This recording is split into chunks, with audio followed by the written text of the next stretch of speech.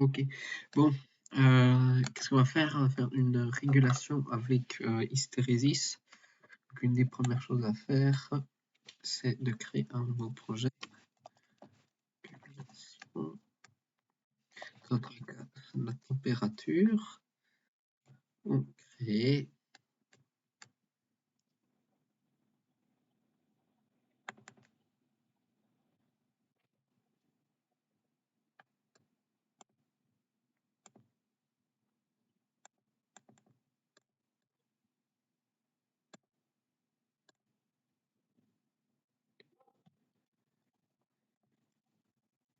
Une fois que c'est fait, on choisit notre device.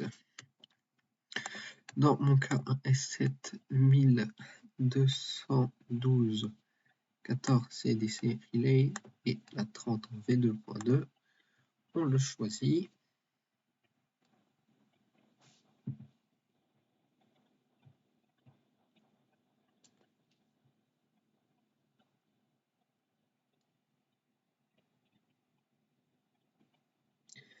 Une fois qu'on a choisi,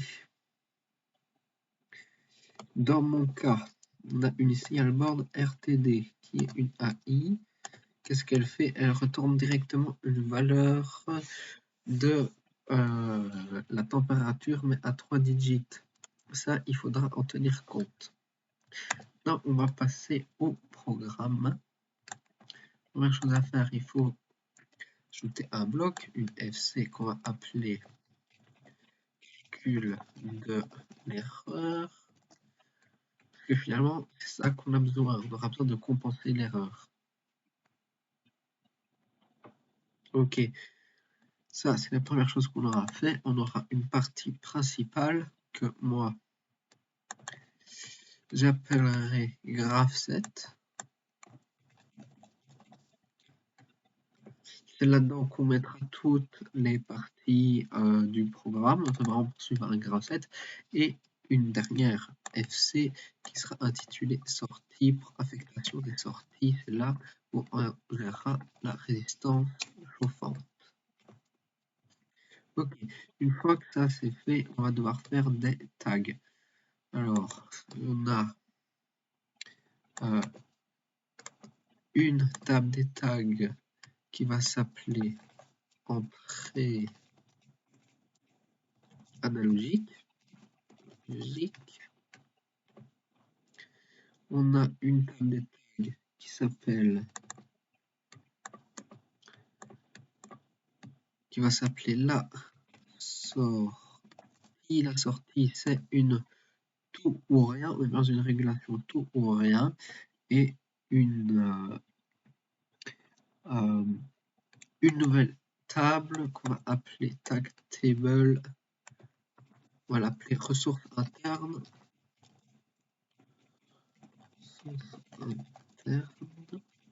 Une fois que ça c'est fait, qu'est-ce qu'on peut mettre en sortie?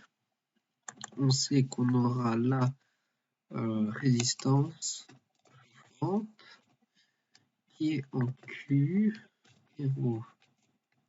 Ouais. Dans mon cas, mais dans les vôtres, ça peut être n'importe quel autre. Je vais devoir aller câbler sur quoi.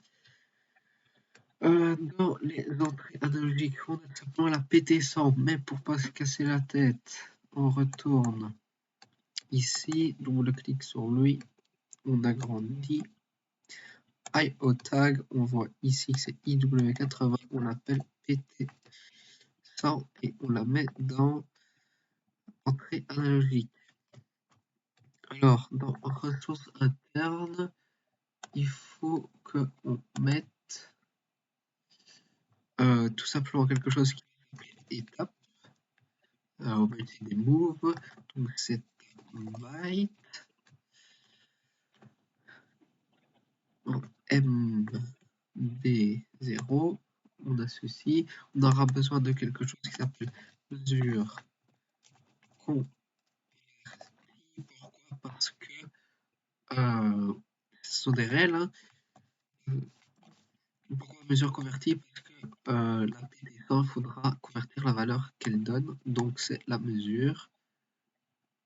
Et pour pas avoir de recouvrement, on change bien l'adresse et bien entendu qu'on doit calculer une erreur. On fait un tag erreur. Quand cela est fait, on peut retourner dans la FC calcul de l'erreur et commencer la programmation. Qu'est-ce qu'on a besoin?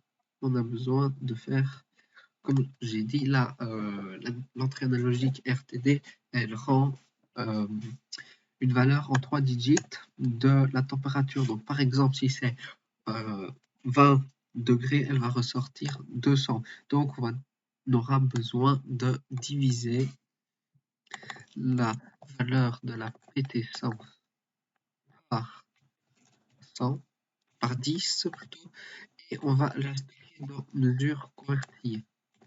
Alors, il ne faut pas que ce soit des int, notre but, que ce soit des réels. Parce qu'on va travailler en réel, on veut avoir un chiffre après la virgule. On voit bien qu'ici, il convertit et que là, la constante soit faite. Bon, alors maintenant, qu'est-ce qu'on fait? On doit faire là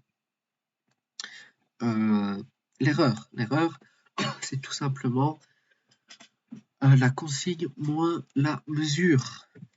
Donc, on a besoin d'un sub qui est la mesure, ben c'est mesure, c'est la consigne. La consigne, moi, dans mon cas, c'était 27 degrés moins la mesure convertie, et tout ça, on la met dans erreur.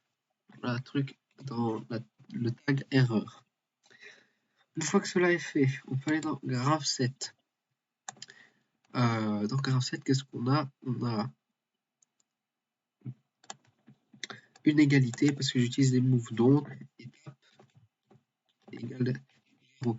Si c'est le cas, on peut commencer à chauffer. Donc ça veut dire, il faut aussi vérifier autre chose. On veut aussi que l'erreur soit plus petit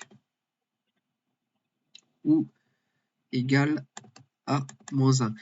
Pourquoi à moins 1? Parce que, imaginons, on est le problème qui peut y avoir, ce qui va se passer, c'est que si on met pas le moins 1, et ça va arriver à 27 degrés, ça va monter un tout petit peu plus à 27,1, donc ça va s'arrêter, ça va redescendre à 26,9, ça va augmenter, ça va chauffer, ça va plus chauffer, ça va chauffer, c'est pas très bon pour les relais qui existent. Et donc du coup on fait une hystérésis, donc on rajoute 1, puis comme ça chauffe jusque, si la consigne est à 27, ça va chauffer jusqu'à 28. Puis, qu'est-ce qu'on va devoir faire? On va devoir refroidir jusqu'à 1 degré en moins. Donc, c'est ce qu'on va faire. On compare étape, c'est à 1. Si c'est à 1 et que l'erreur est plus grande ou égale, c'est toujours des réels, est plus grande ou égale à 1, à ce moment-là, on move 2 dans étape. On move 2, oui, on move 2, ce serait plutôt 0 parce que comme ça on retourne au-dessus. Voilà, ça c'est fait. Et maintenant la sortie, c'est quoi? Finalement on chauffe que si l'erreur est plus grande que moins 1. Donc si l'erreur de 4, on va chauffer, on va arrêter de chauffer quand l'erreur est en dessous de moins 1. Donc quand on vérifie, on chauffe que ici. Ça veut dire que si ça est activé, c'est-à-dire que l'erreur est plus petite que moins 1, mais pas plus grande que 1. Donc ça veut dire qu'on a une certaine erreur. Donc ça n'a pas mové 0, ça n'a pas rechangé 0. C'est-à-dire qu'on est bloqué là, c'est égal à 1. Donc on chauffe. Tap égale 1. On peut faire chauffer la résistance. Voilà, ça c'était ce qu'il y avait à faire. Du coup, je vérifie si c'est quand même pas à 0 qu'il faut le mettre. Non, c'est quand c'est égal à 0. Excusez-moi. C'est quand c'est égal à 0. Quand c'est égal à 0, parce que ça veut dire on est ici. On est là. Oui, c'est ça. C'est-à-dire qu'on est là, on est ici, on attend que l'erreur soit négative de 1, c'est-à-dire qu'on soit 1 au-dessus de la consigne. Quand c'est le cas, on va placer 1 dans étape. Ça va permettre de quitter ça, donc de désactiver la sortie et donc de faire refroidir.